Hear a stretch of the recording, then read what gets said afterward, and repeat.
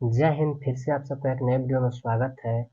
आज हम लोग देखेंगे प्रश्नावली 9 के प्रश्न संख्या 5 से, क्योंकि पिछले वीडियो में हम लोगों ने 4 तक क्वेश्चन को सोल्व कर लिया है। अगर आप वीडियो पर नए हैं तो आप पिछले वीडियो जा करके देख सकते हैं और उसके बाद ये वीडियो देख सकते हैं। तो चलिए हम लोग देखते हैं इसको। सबसे पहले प्रश्न संख्या 5 में कह रहा, यदि किसी वर्ग की एक भुजा x-7 है। वर्ग में आप जानते हैं कि टोटल 4 भुजा होती है, जिसमें एक भुजा का मान दिया गया है। तो एक भुजा का मान जितना होता है उतना ही चारों भुजा का मान होता है, क्योंकि सभी भुजा उसमें बराबर ही होती है। तो x-7 है तो इसकी परिमिति ज्ञात कीजिए। मतलब हमसे परिमिति पूछा है तो हम उसको लिखेंगे कॉपी पे। आप भी अपना किताब खोल कर रखें, आगे में लिखेंगे प्रश्न संख्या 5। प्रश्न संख्या 5 है, लिख देंगे दिया गया है। क्वेश्चन में जो भी डाटा दिया हुआ रहता है उसको लोग लिखते हैं दिया हुआ है या तो फिर दिया गया है, कुछ भी आप लिख सकते हैं। तो क्वेश्चन में जो दिया गया है डाटा, वो दिया है एक वर्ग का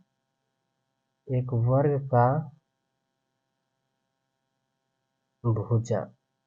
एक वर्ग का भुजा कितना दिया गया है, तो दिया गया है x-7। x-7 है जो एक वर्ग की एक भुजा है। हम लोग को पता है कि वर्ग जो होता है कुछ इस प्रकार से होता है, वर्ग का आकृति जिसमें चारों भुजा आपस में क्या होते हैं, बराबर होती है। अब इसका एक भुजा अगर x-7 है तो इसका चारों भुजा क्या है, आपस में बराबर है। हमसे पूछा है वर्ग की परिमिति। परिमिति मतलब ये चारों साइड का जो घेरावा होता है, यही इसी को बोलते हैं परिमिति। तो ऐसे चलेंगे कि मतलब ये दिया गया था, चलेंगे प्रश्न से। तो प्रश्न से हमसे पूछा क्या है, तो हमसे पूछा है वर्ग की परिमिति। तो लिखेंगे यहाँ पर वर्ग की परिमिति बराबर, परिमिति बराबर फॉर्मूला आपको याद होना चाहिए, इसे इजी है।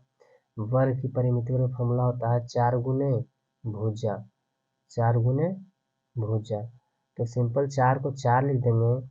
अब भुजा यानी कि भुजा का मान हमको दिया गया है क्वेश्चन में, कितना दिया गया है, तो x-7। तो यहाँ पर सिंपल लिखेंगे x-7। इसके लिए हम लोग इंटू का यूज कर लेंगे।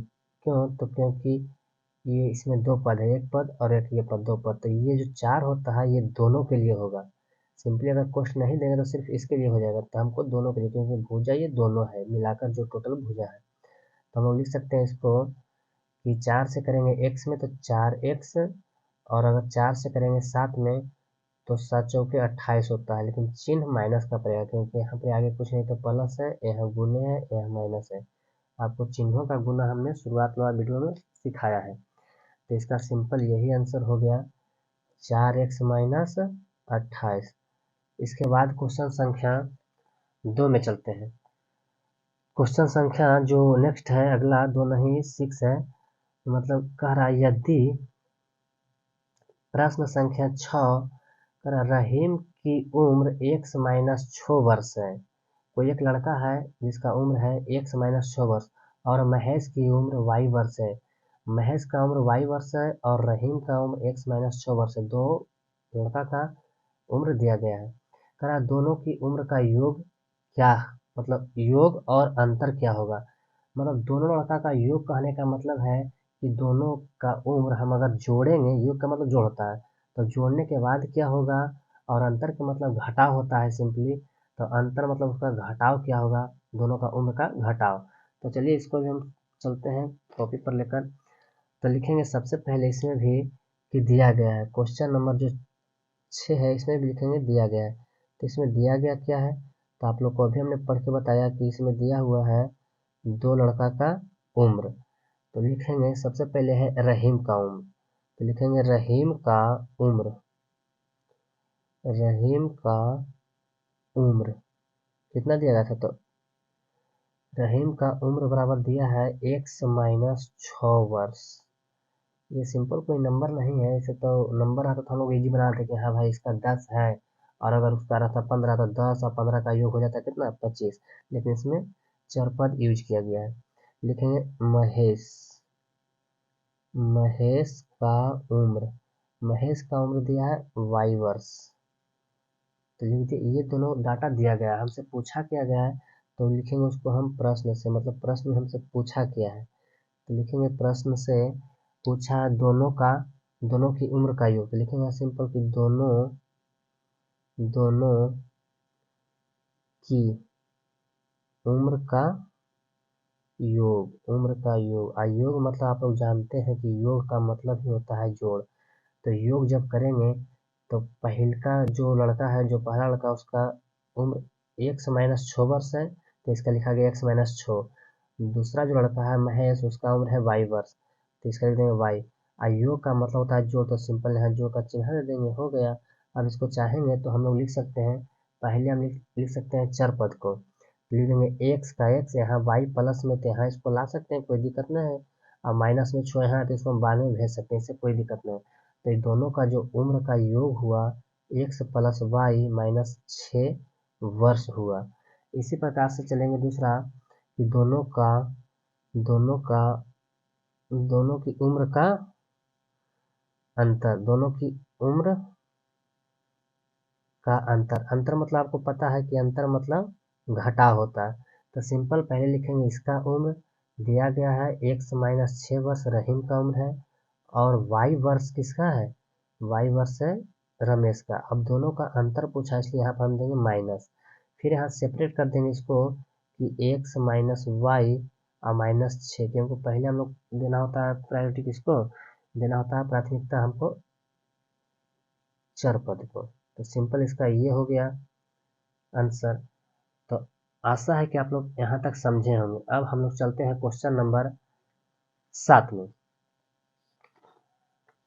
क्वेश्चन नंबर जो 7 है, इसमें कह रहा है, ध्यान से सुनिएगा, क्वेश्चन कह रहा है किसी आयत की दो आसन्न भुजाएं, कोई आयत है उसका दो आसन्न भुजाएं क्रमशः x² प्लस 2x प्लस 1 एवं x² माइनस 2x और प्लस 1 है, तो आयत की परिमिति क्या होगी। ये आयत की दो भुजा है, ये और एक, ये दो भुजा दिया गया जो आसन्न भुजा है, आसन्न मतलब बगल वाला, ठीक ना। और पूछा हमसे क्या है, तो आयत की परिमिति पूछा है। तो चलिए इसे भी हम लोग देखते हैं कॉपी के ऊपर। तो सिंपल लिखेंगे, यहाँ भी लिख सकते हैं कि दिया गया है, सिंपली लिखेंगे दिया गया है। तो क्या दिया गया है, क्वेश्चन नंबर 7 लिखेंगे दिया गया है, दिया गया है, दिया हुआ है या दिया गया, बात सेम ही है, ठीक। लिखेंगे कि दिया है आयत का भुजा। सिंपल आयत का आप फिगर भी बना सकते हैं। तो आयत का फिगर कुछ इस प्रकार से होता है, जिसमें दो लंबाई और दो चौड़ाई होता है। ये दोनों भुजा आपस में बराबर होती है और ये दोनों भुजा आपस में बराबर होती है। आसन्न कहने का मतलब है कि अगर ये भुजा, मानते हैं कि ये भुजा की लंबाई जो है दिया गया है किताब में x प्लस 2x प्लस 1, और इसका x² माइनस 2x और प्लस 1, तो समझिए ये भुजा दोनों आपस में जो होता है ये आसन्न भुजा होती है।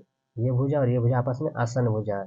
दोनों भुजाओं का जो शीर्ष जहाँ पर मिलता है, जो एक शीर्ष, जैसे ये शीर्ष है, तो यहाँ पर जौन जौन भुजा मिल रहा है वो दोनों आपस में आसन्न कहलाएगा। इसी प्रकार ये भी हो सकता है, ये भुजा और ये भुजा, ये दोनों भी आपस में क्या हो जाएगा, आसन्न भुजा। तो चलिए हम लिखे हैं कि दिया गया है, तो लिख देंगे कि ये आयत है, तो आयत का आप जानते हैं कि आयत में दो भुजा होती हैं, एक लंबाई और एक चौड़ाई। लंबाई, आप लंबाई जो ज़्यादा, जिसका लेंथ ज़्यादा है उसको आप लंबाई मान सकते हैं, जिसका ब्रेथ ज़्यादा है उसको आप चौड़ाई। तो लंबाई को हम लोग सूचित करते हैं एल से, और इसका मान दिया है, हम लोग मान सकते हैं इसको कि x² प्लस 2x और प्लस 1, चाहे तो आप उसको भी मान सकते हैं, कोई दिक्कत नहीं, आंसर सेम आ जाएगा। लेकिन देखने से लगता है कि नहीं, लंबाई ये है तो लंबाई इसको मानना हमको। दूसरा दिया हुआ आयत का चौड़ाई,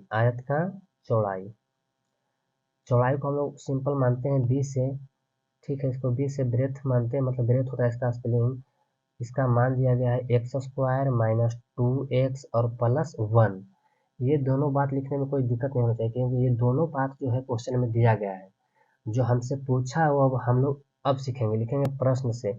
हमसे पूछा क्या है प्रश्न में, तो हमसे पूछा है प्रश्न में आयत का परिमिति, तो यहाँ लिखेंगे सिंपल आयत का परिमिति। आयत का परिमिति मतलब फार्मूला होता है, आप लोग को पता भी होगा, परिमिति फार्मूला होता है 2 इंटू एल प्लस बी यानी लंबाई प्लस चौड़ाई।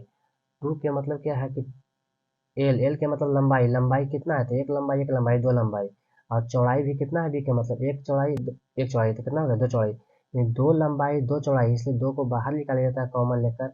और सिंपली इसका फार्मूला जो होता है 2 × लंबाई प्लस चौड़ाई। आप समझ गए होंगे। अब इसको लिखेंगे 2 का 2। आप बताइए कि लंबाई का मान कितना दिया गया है, तो लंबाई का मान ये है, तो इसको लिखेंगे simple x² plus 2x plus 1। यहाँ तक तो हो गया। अब यहाँ चिन्ह प्लस का है फार्मूला में, तो हम प्लस देंगे, ठीक। उसके बाद चौड़ाई का मान क्या है, तो x² माइनस 2x और प्लस 1। इतना करने में किसी को दिक्कत नहीं होना चाहिए, ठीक। अब चलते हैं, सिंपली हम लोग शुरुआत में ही सीख लिए थे कि सरल करें। एक क्वेश्चन आया था प्रश्न संख्या 3 में, जिसमें हम लोग सरल किए थे। सरल करना मतलब आसान करना, मतलब छोटा करना समीकरण को। तो देख रहे हैं इसमें कोई जाति एक सेम सेम मिल रहा है, तो बिल्कुल मिल रहा है। यहाँ x² है, यहाँ भी x² है, तो ये दोनों सेम है, तो ये भी प्लस में ये भी प्लस में, तो हम लिख सकते हैं 2 का 2 हो गया x² यानी 2x²। कोई दिक्कत नहीं होना चाहिए। यहाँ माइनस में 2x है, यहाँ प्लस में 2x है, तो दोनों सेम कैटेगरी का है, तो इसको हम काट सकते हैं। दोनों का घात भी बराबर है, तो यहाँ से काट गया तो इसका काम खत्म। अब बच गया यहाँ पर अचर पद एक एक और एक यहाँ एक, तो एक ये भी प्लस में ये भी प्लस में, तो प्लस प्लस क्या हो जाएगा प्लस, और एक 2। यहाँ तक समझने में कोई दिक्कत नहीं होनी चाहिए। अब देखिए, हम लोग चाहें तो इसको इससे गुना कर सकते हैं, 2 से 2 x² में और 2 से प्लस 2 में, और चाहे तो 2 कॉमन भी ले सकते हैं। तो देखिएगा कैसे आंसर देता है आपका किताब में। इसको अगर गुना करेंगे तो हो जाएगा 4x² प्लस का प्लस, ये 2 से ये 2 में करेंगे तो 2 दूनी 4। अगर कॉमन दे के देगा, यहाँ भी अगर कोई आंसर दे रहा है तो ठीक है, अन्यथा अगर कॉमन लेता है तो आप सिंपली 4 कॉमन ले सकते हैं, क्योंकि यहाँ भी 4 शामिल है, 4 यहाँ भी है, तो x² बचेगा क्योंकि 4 बाहर निकल गया, और प्लस का प्लस, ये 4 था यहाँ पर लेकिन 4 बाहर आ गया, तो यहाँ कुछ नहीं तो 1 बचेगा, क्योंकि अगर हम लोग 4 में अगर 1 से गुना करेंगे, 4 गुने 1 करेंगे तब पर भी क्या आएगा 4 ही आएगा। अगर यहाँ 4 निकल गया तो सिंपली क्या बच गया 1। आशा है कि आप समझे होंगे क्वेश्चन को, और यही इसका आयत का परिमिति है, ठीक। अगर वीडियो समझ में आ रहा हो तो आप बिना हिचकिचाए वीडियो को एक लाइक जरूर कीजिएगा। देखिए प्रश्न संख्या 8 बोल रहा है, किसी त्रिभुज की दो भुजाएं क्रमशः, क्रमशः मतलब क्रम से, ठीक, पहला और दूसरा, क्रमशः x² y² है। यदि परिमिति x² plus y² plus z² हो तो त्रिभुज की तीसरी भुजा ज्ञात कीजिए। बेहद सिंपल क्वेश्चन है, बिल्कुल आसान है, क्योंकि हमको त्रिभुज का दो भुजा दिया है और हमसे तीसरा भुजा पूछा है।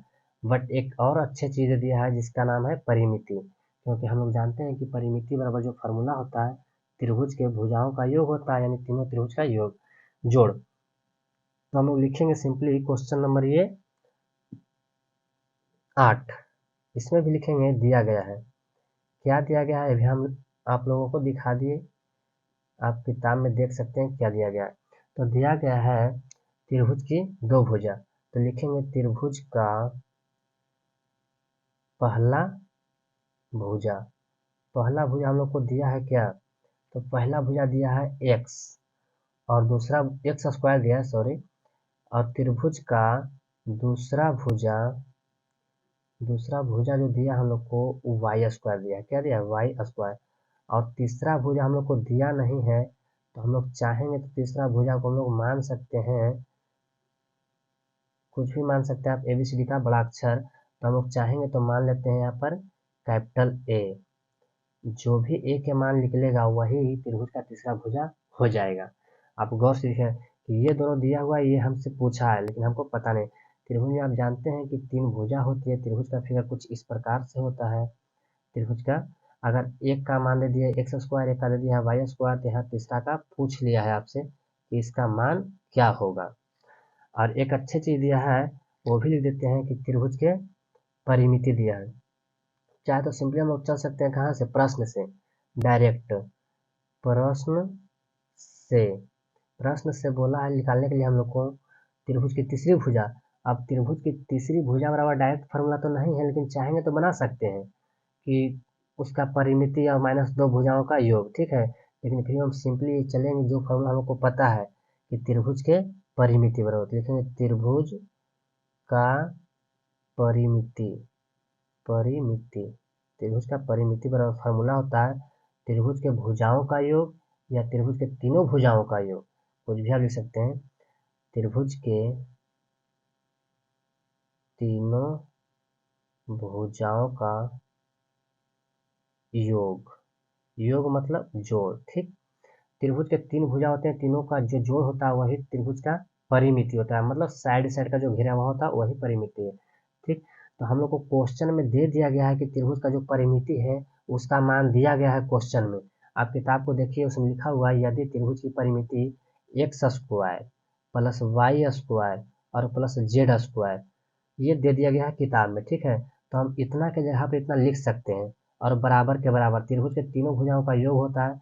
तो त्रिभुज के पहला भुजा हम लोग को दिया गया है क्या, एक्स स्क्वायर, यहाँ दूसरा भुजा वाई स्क्वायर, और यहाँ तीसरा भुजा तो निकालना है, लेकिन हम लोग मान लिए इसको ए, तो इसको लिखेंगे सिंपल ए, कोई दिक्कत नहीं होना चाहिए, ठीक।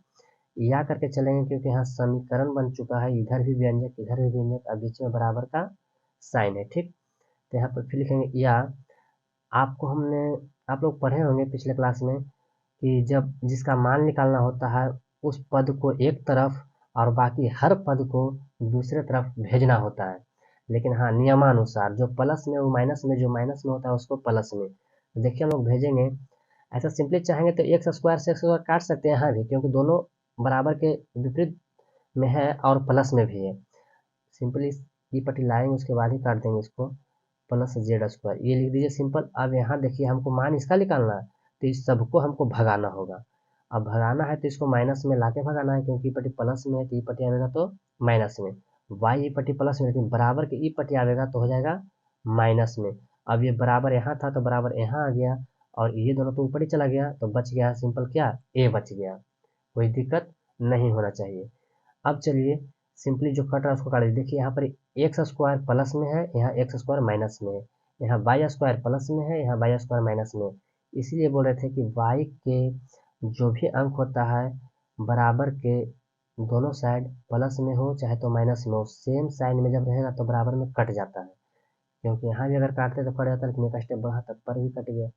चलिए यहाँ पर बच गया क्या, जेड स्क्वायर बराबर ए, यानी ए का मान क्या हो गया, जेड स्क्वायर। हम लोगों ने ए किसको माना था, तो तीसरी भुजा को माना था, तो लिख देंगे अतः त्रिभुज का तीसरी भुजा जेड स्क्वायर है, यानी इसलिए ए बराबर जेड स्क्वायर, यही तीसरी भुजा है, क्योंकि हम लोगों ने ए को माना था, तीसरी भुजा को ए माना था। यहाँ देखिए अब यही तीसरी भुजा है, ठीक।